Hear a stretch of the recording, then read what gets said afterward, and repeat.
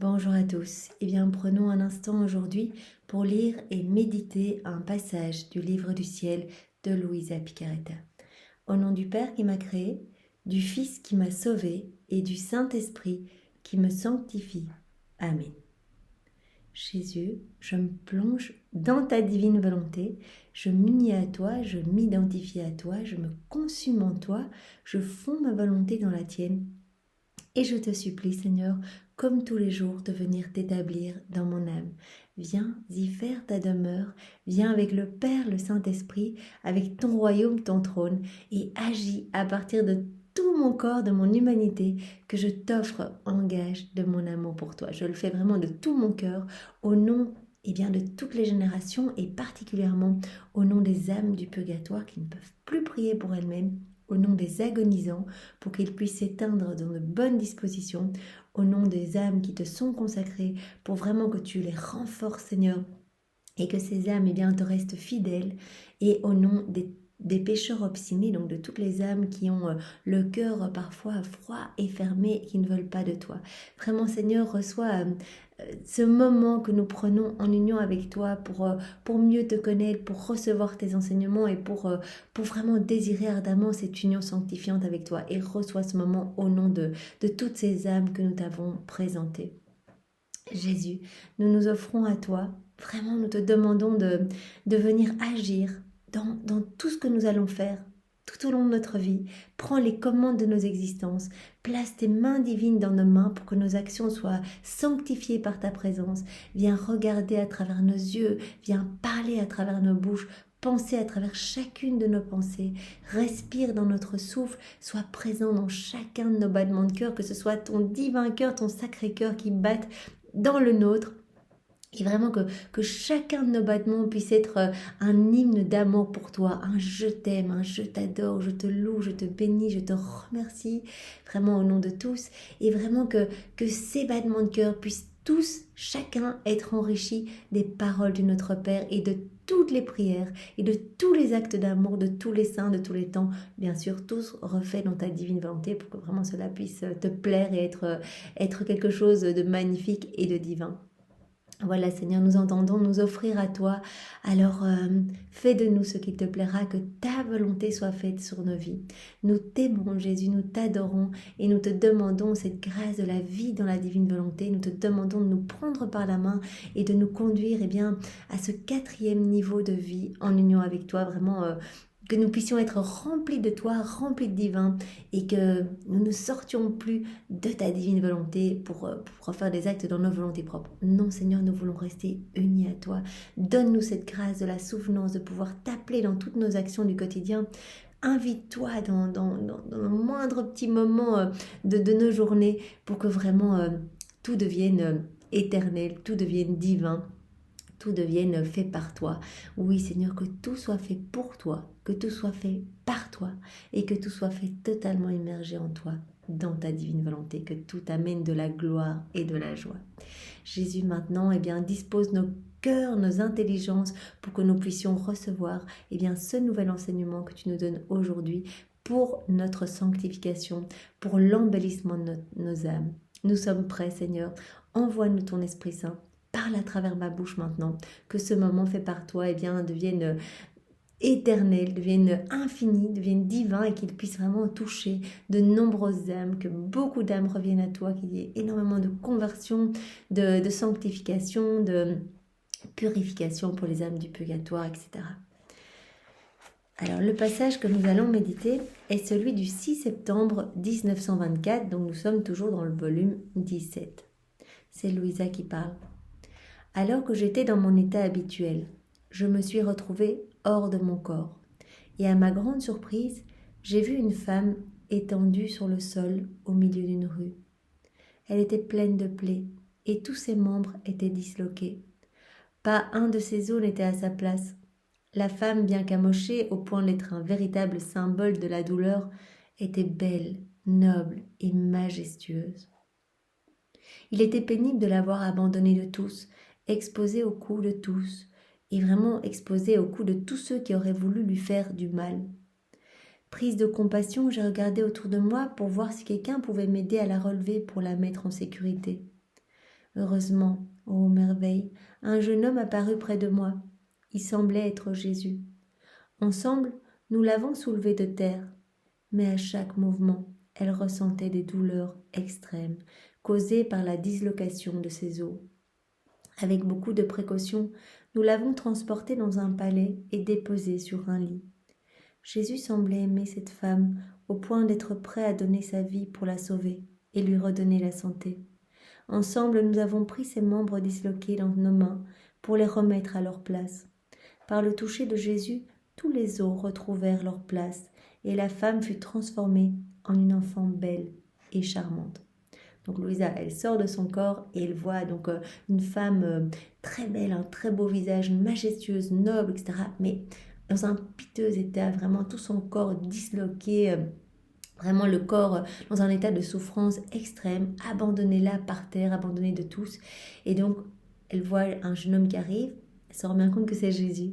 Et vraiment ce jeune homme aime cette femme abandonnée. Et donc vient vraiment pour la soigner. Et par son toucher, eh bien, il remet en place tous ses os disloqués. Et donc vraiment, elle redevient, les os retrouvent leur place et elle redevient une belle femme, une belle et charmante enfant. Je fus très surprise et Jésus me dit, ma fille, cette femme est l'image de mon Église. Donc cette femme représente l'Église. Elle est toujours noble, sainte et pleine de majesté. Donc ce beau visage, toujours là, toujours noble. Puisqu'elle provient du Fils et du Père céleste. Mais à quel état pitoyable ses membres l'ont réduite. Nous sommes tous les membres de l'Église.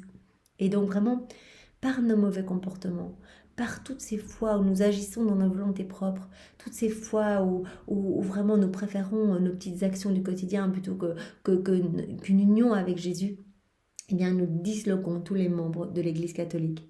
Nous disloquons, eh bien, comme cette jeune femme, eh bien, à son corps complètement désintégré.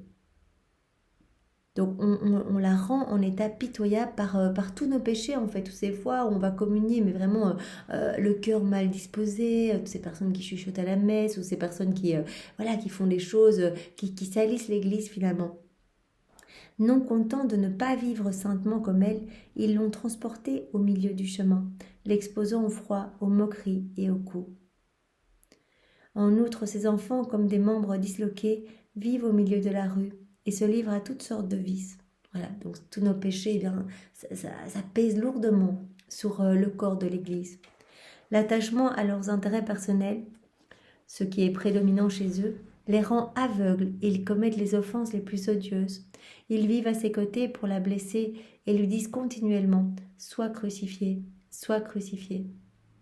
Donc cette femme qui représente vraiment l'Église, eh bien, nous pouvons demander pardon au Seigneur pour tous nos murmures contre les saintes ordonnances, toutes ces fois où peut-être on entend des personnes qui critiquent l'Église et nous on écoute sans défendre l'Église ou vraiment nous-mêmes on met un commentaire. Eh bien, ce sont des moments où nous rouons de coups l'Église, comme le corps de cette femme, qu'on jette ce corps eh bien, par terre à l'abandon de tous, pour qu'il soit sujet aux moqueries et vraiment aux insultes. C'est comme si on voulait la crucifixion de l'Église. Dans quel état misérable se trouve mon Église? Les ministres qui devraient la défendre sont ses plus cruels bourreaux. Conséquemment, pour qu'elle retrouve vie, il est nécessaire que ses membres soient éliminés pour faire place à de nouveaux membres innocents et dépourvus d'intérêt personnel, de telle sorte qu'elle revienne l'enfant belle, gracieuse et dépourvue de malice, toute remplie de force et de sainteté, telle que je l'ai constituée. Voilà, sortir des mains de Jésus, eh bien, lui, il est la tête de l'Église. Eh bien, elle doit rester belle, l'Église, comme elle est sortie des mains de Jésus. Donc, elle doit rester pure, sainte, noble, majestueuse. Et donc, arrêtons de salir l'Église.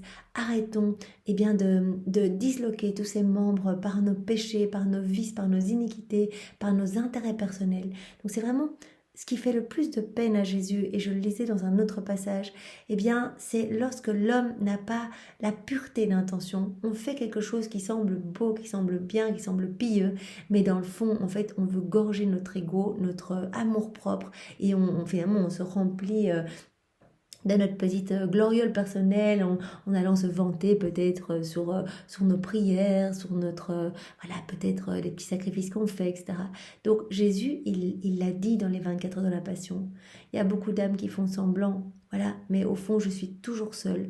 Comme lorsqu'il s'est senti abandonné, voilà, après les 3 heures d'agonie au jardin de Gethsemane, donc là, il a été quand même super fort abandonné par tous ses amis qui se sont endormis. Et puis après, alors que Pierre a voulu le défendre, etc., en coupant l'oreille du soldat, eh bien, au moment où il a été arrêté, ils se sont tous éclipsés et il s'est retrouvé seul.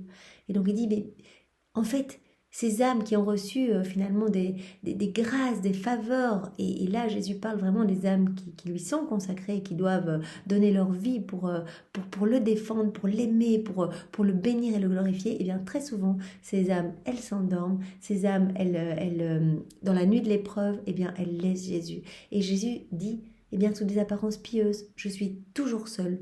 Comme lorsque j'ai été jetée dans le cédron, là, je me suis retrouvée seule à la sortie du cédron, mouillée, remplie de tous les excréments, parce que c'est vraiment le cédron, c'était les égouts de la ville, en fait, il a été jeté dedans.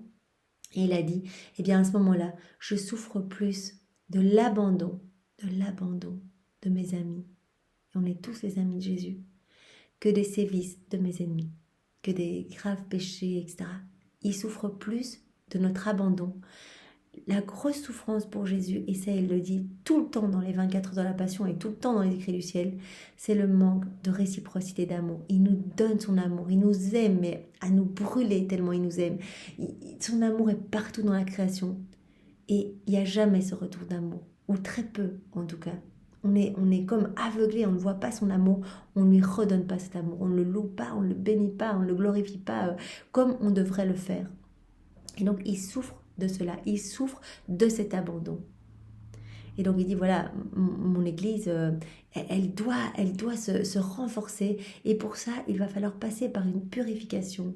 Purification de tous les membres de mon Église qui finalement agissent pour leurs intérêts personnels et qui salissent vraiment complètement le corps de mon Église. Voilà, donc il est nécessaire que ces membres soient éliminés pour faire place à de nouveaux membres innocents et dépourvus d'intérêt personnel. Donc on voit bien que l'intérêt personnel est quelque chose qui blesse le cœur de Jésus, qu'on agit pour nous. C'est vraiment le principe même dans la divine volonté, c'est Seigneur, on ne veut plus faire usage de notre volonté propre, de ce qui pourrait vraiment nous gonfler d'orgueil, mais on veut te laisser toute la place. Donc vraiment, broie notre orgueil, pulvérise-le, donne-nous ton humilité, on s'abandonne entre tes mains, on se donne à toi, on fusionne notre volonté dans la tienne et c'est toi qui agis en nous et qui prends toute la place. On peut vraiment le demander tous les jours, que le Seigneur nous donne son humilité et qu'il vraiment nous remplisse de sa présence et de son Esprit Saint. Voilà.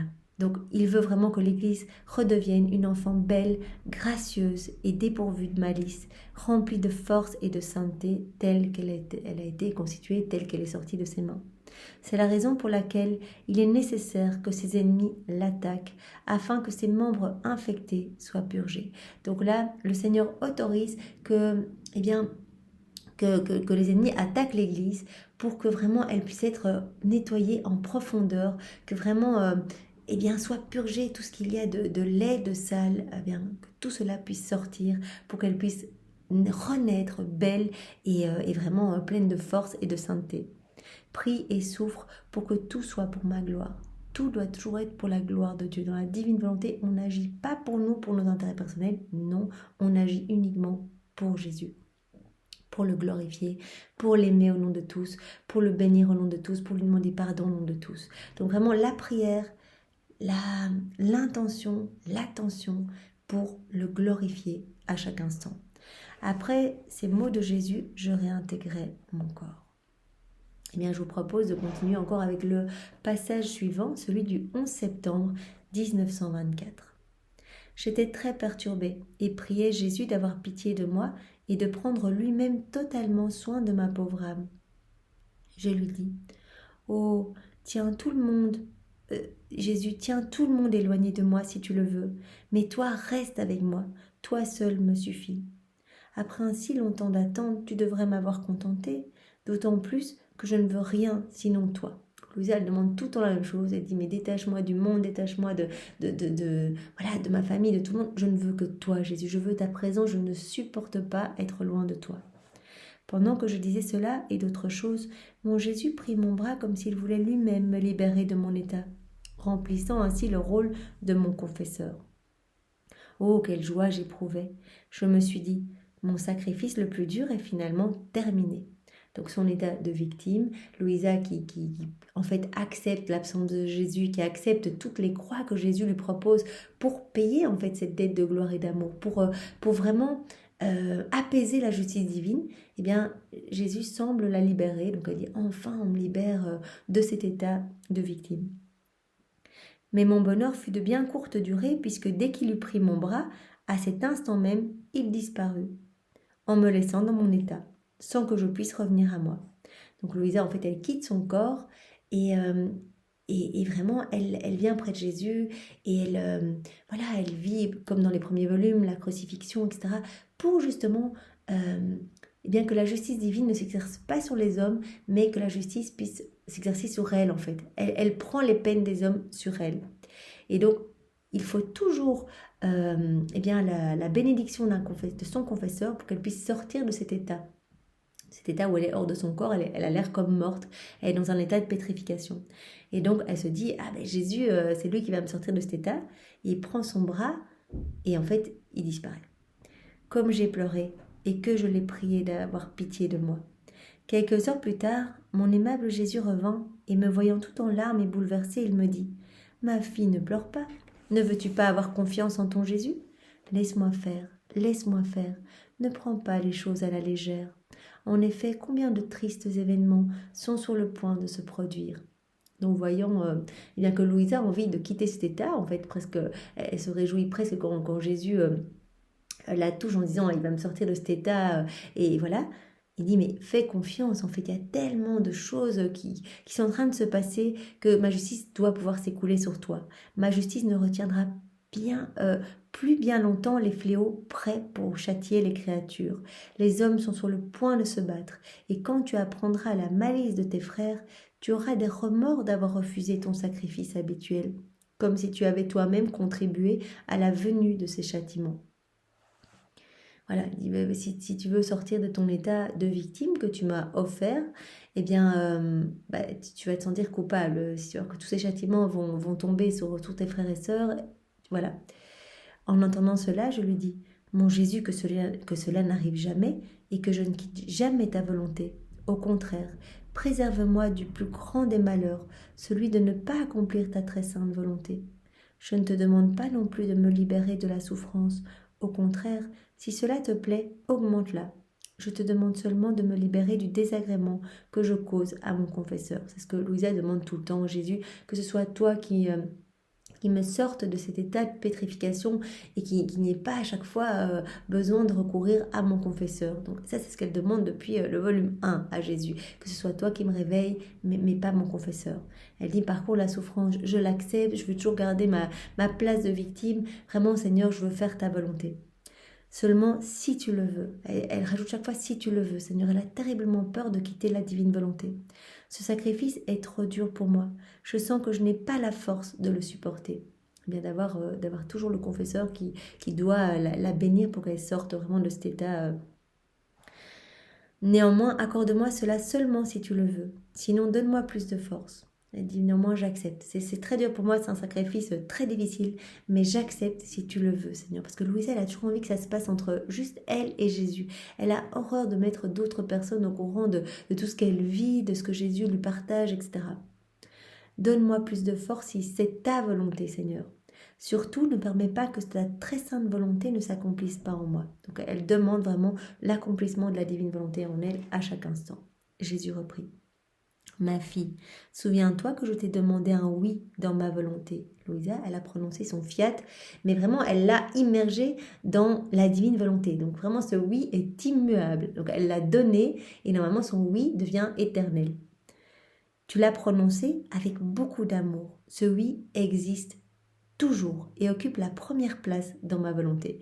Donc nous aussi, si nous voulons faire plaisir à Jésus, nous pouvons donner notre oui pour que Jésus opère dans nos vies selon sa volonté, qu'il décide pour nous. Et ce oui, nous pouvons le donner vraiment totalement immergé dans sa divine volonté pour que notre oui soit vraiment fixé, soit éternel, soit infini et devienne vraiment divin. Tout ce que tu fais, penses et dis est lié à ce oui auquel rien n'échappe. Et ma volonté est dans la joie et la fête en voyant une volonté de créature vivre dans ma volonté. Je continue toujours de nourrir ce oui de mes grâces et de transformer tous tes actes en actes divins. Parce que tu as donné ce oui, Louisa, et il s'adresse à chacun de nous, parce que tu donnes ton oui, que ce oui est plongé dans ma divine volonté, tout est connecté à ce oui. Donc tous tes actes, tout ce que tu vas faire, tout cela va devenir divin et éternel. Mais il faut renouveler ce oui. Et on va recevoir, comme dit Jésus, toutes les grâces et les bénédictions de pouvoir vivre continuellement en union avec Jésus. Mais c'est pour cela qu'il nous appelle à la constance. Nous, on n'est pas encore dans le 4e niveau. Et donc, vraiment, on dit oui le matin, on donne notre oui, on l'offre à Jésus, on répète notre oui tout au long de la journée pour montrer au Seigneur que c'est vraiment notre intention de nous unir à lui et de lui laisser toute la place en nous. C'est là le plus grand prodige qui existe entre le ciel et la terre. Vraiment que les actes humains deviennent divins. La chose la plus précieuse à mes yeux, la vie dans la divine volonté, c'est ce qu'il y a de plus important pour Jésus. Il a même dit que c'était plus important que le fiat de la création et que le fiat de la rédemption, puisque vraiment c'est l'aboutissement, le parachèvement de tout. C'est ce pourquoi nous avons été créés et donc vraiment le Seigneur veut nous redonner cette vie divine que nous avons perdue depuis la chute d'Adam. Et si, que cela n'arrive jamais, ce oui était révoqué par toi, je me sentirais déchirée et je pleurerais amèrement. Si Louisa demandait vraiment de faire marche arrière et voulait retirer son oui, Jésus dit ce serait vraiment une terrible souffrance pour moi, mais aussi pour mon Père, l'Esprit Saint, et pour toute la création, puisque ton oui, comme il le disait plus haut, ce oui comprend tout. Ce oui est lié à toutes nos œuvres, en fait, puisqu'il est totalement immergé dans la divine volonté. Vois, pendant que tu exprimais cette petite opposition, vous avez dit, voilà, je voudrais que ce soit plus mon confesseur qui me réveille, je voudrais que ce soit toi, Jésus. Donc, elle émet une toute petite opposition. Et bien, à ce moment-là, il va montrer à Louisa ce qui se passe. Quand voilà, elle essaye d'émettre une petite parole dans sa volonté propre. Vois, pendant que tu exprimais cette petite opposition, ton oui tremblait de terreur et les fondations du ciel frémissaient. Le ciel et la terre étaient comme ébranlés de terreur. Par ce petit mouvement, ce petit retrait un petit peu dans sa volonté propre, où elle a juste dit, mais Jésus, est-ce que c'est pas possible que ce soit toi qui t'occupe de me sortir de cet état? Est-ce que, mais toujours en disant, mais que ta volonté soit faite, que je ne quitte jamais ta divine volonté. Mais ce simple fait d'avoir émis quelque chose qui sort de sa volonté propre, il y a déjà tout le ciel qui frémissait.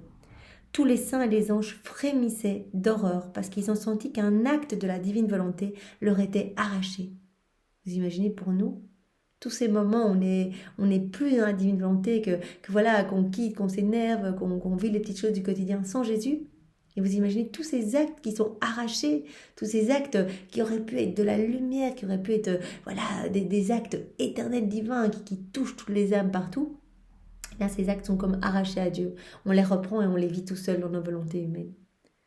En effet, vu que ma volonté englobe tout et tous, tout acte fait dans ma volonté, tout acte fait dans ma volonté font partie d'eux-mêmes. Et conséquemment, tous ont ressenti cet arrachement et ont été affectés d'une peine profonde. Voilà, puisque le oui a été donné dans la divine volonté, tout est englobé dans cet acte unique et éternel d'amour.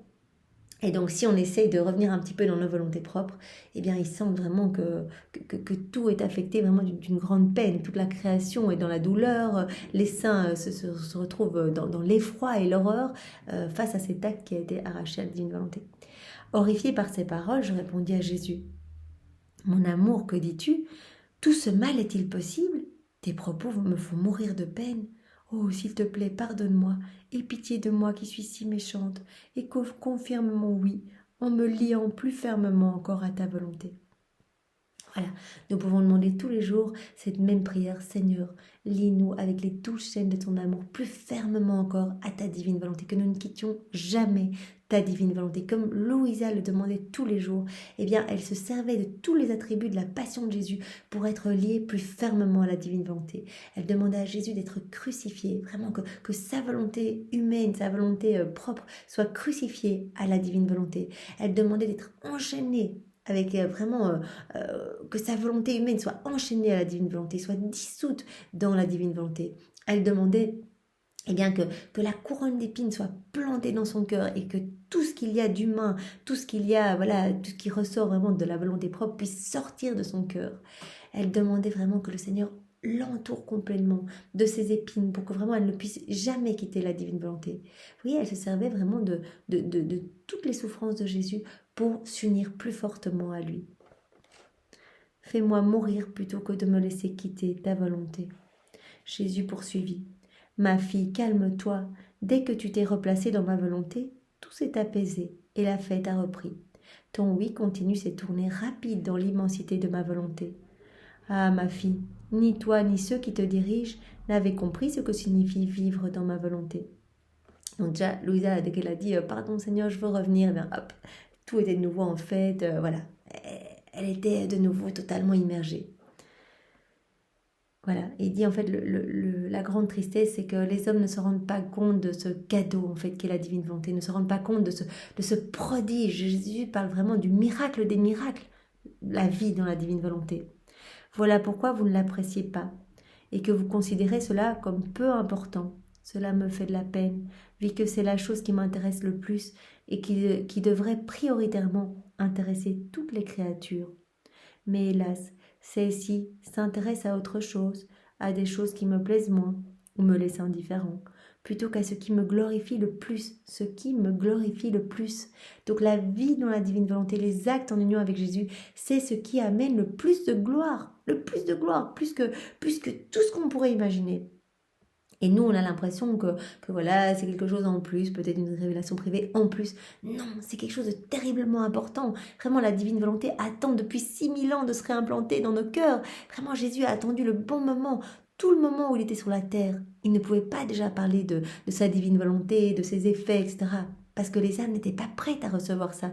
Donc il a d'abord enseigné les petites choses basiques, il parlait en paraboles, en images, etc. pour vraiment que les hommes comprennent.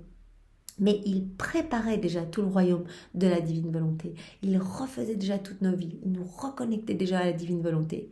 Et maintenant, c'est le moment où vraiment, depuis Louisa, ses écrits commencent à se diffuser. Et on a la chance de pouvoir les lire. On a la chance de pouvoir vraiment se laisser gorger par toute la lumière qui émane de chacun de ces mots. Jésus a béni tous ces mots. C'est incroyable. Tous ces écrits sont une partie de lui. Et il veut nous donner ce cadeau. Il veut nous donner ce cadeau qui est plus important, comme je le disais au départ, que la création, que toutes les œuvres de la création et que l'œuvre de la rédemption. Donc ça, c'est vraiment magnifique. Voilà, c'est ce qui me glorifie le plus. Et c'est ce qui donne aux hommes, même sur cette terre, des bienfaits immenses et éternels. Et c'est ce qui fait d'eux les propriétaires des biens de ma volonté. On le sait, quand on vit dans la divine volonté, Jésus est généreux, quoi. Il nous donne tout. Il dit, voilà, vous voulez vivre en union avec moi? Très bien, ouvrez-moi votre cœur, je m'occupe du travail, c'est moi qui vais venir nettoyer votre âme, qui vais la purifier, qui vais retirer tout ce qu'il y a de laid, tout ce qu'il y a de sombre, tout ce qu'il y a qui sent mauvais, je vais tout retirer. Et je vais vous donner mes attributs divins, je vais vous donner mes actes, tout ce que j'ai réalisé lors de mon passage sur la terre, avec tous les fruits qui y sont attachés. Je vais vous donner ma paix, mon pardon, je vais vous donner mon royaume, mon trône. Vous allez devenir les propriétaires légitimes de mon royaume. Vous allez reprendre cette place de fils et de filles de Dieu, de fils et de filles de lumière.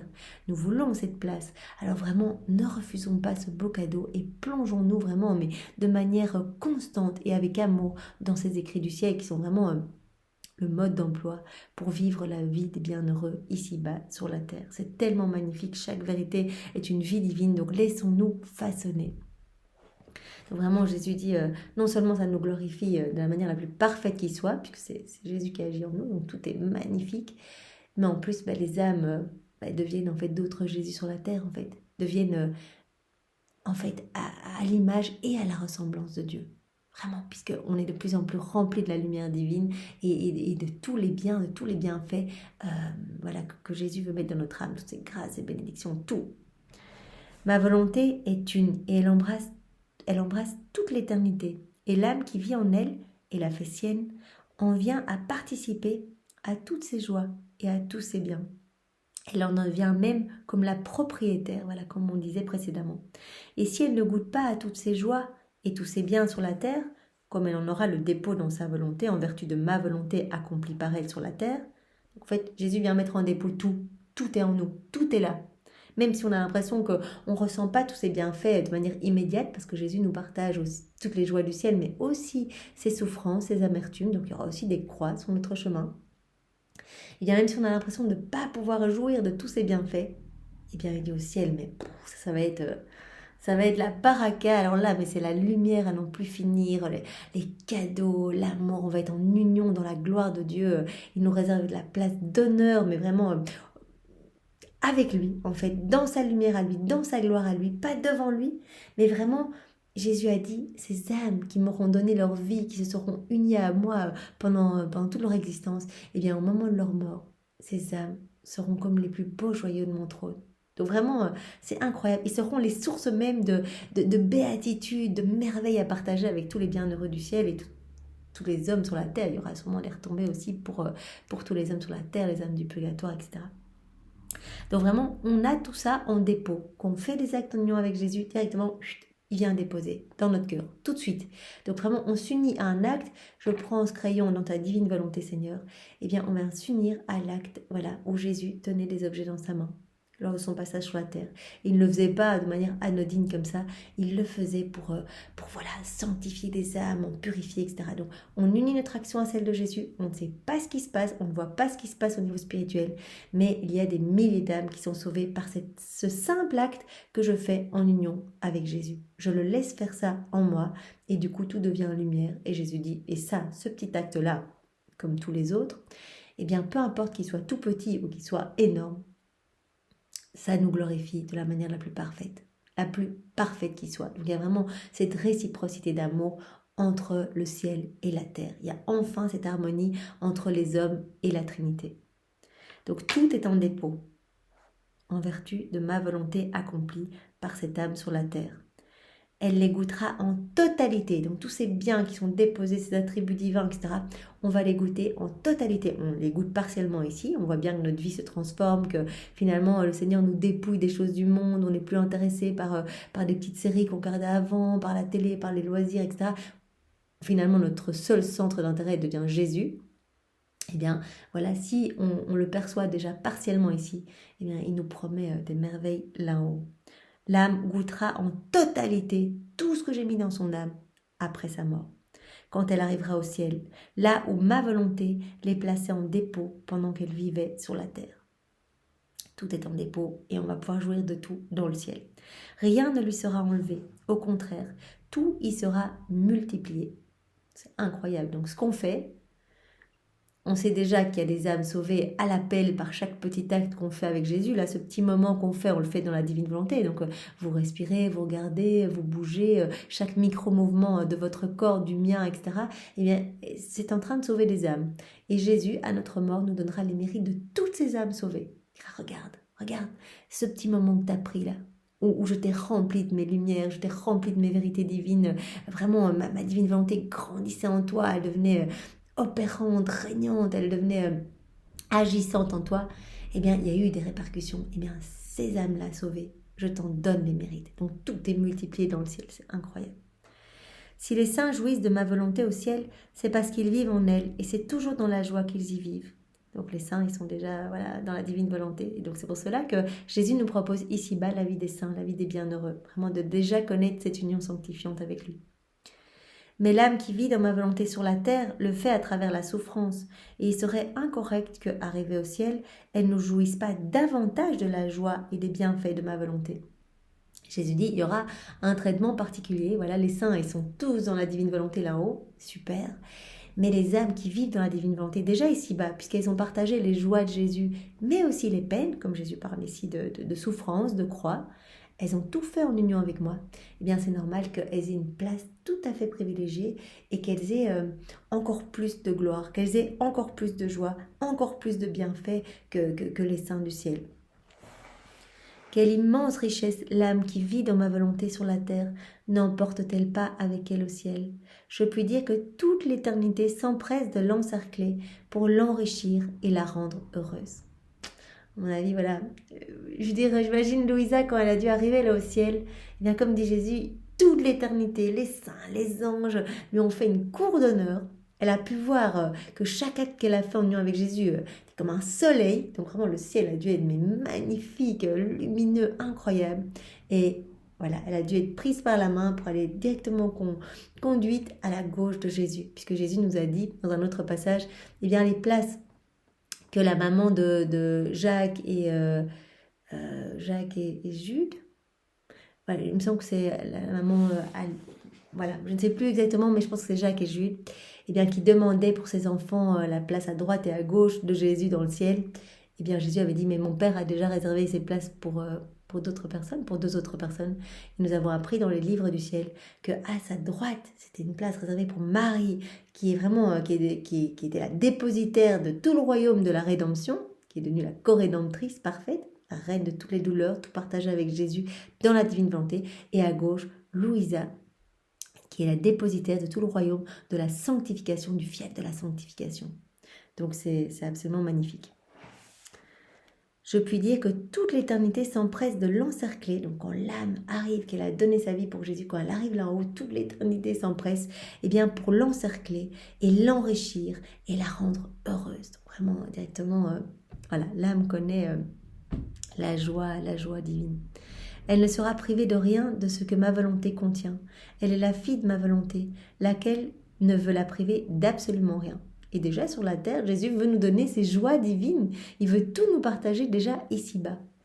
Par conséquent, ma fille, sois attentive et ne t'oppose à aucun de mes desseins sur toi.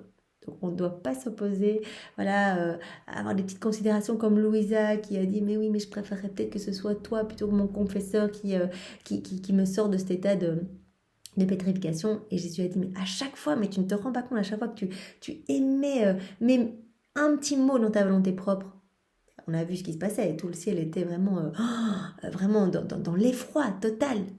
Parce qu'un acte fait en union avec Jésus est tellement beau que, en fait, ça vaut la peine de ne pas en perdre un seul. En fait, d'être tout le temps attentif pour que tout soit lumière, que tout rende gloire, que tout soit magnifique, qu'il y ait des retombées partout. Vraiment, de n'en manquer aucun. Jésus le dit d'ailleurs à Louisa, si tu savais ce que c'est que louper un acte dans ma divine volonté, de faire un acte dans ma volonté propre, en d'autres mots, eh bien tu serais tellement vigilante, en fait, tu serais éblouie par ce qui se passe en fait dans la divine volonté quand tu t'unis à moi. Et donc tu n'oserais plus jamais quitter la divine volonté. Et je crois que voilà, c'est ce que nous devons garder à l'esprit, c'est cette union constante. Voilà, demandons cette grâce une fois de plus que le Seigneur, voilà, nous ce soit tout le temps dans notre cœur et que vraiment ce soit lui qui s'invite dans toutes nos actions et pour que tout devienne magnifié par sa présence. Seigneur, sois loué, béni et glorifié dans ta divine volonté. Merci pour cet enseignement. Au nom du Père et du Fils et du Saint-Esprit. Amen. Soyez tous bénis. Au revoir.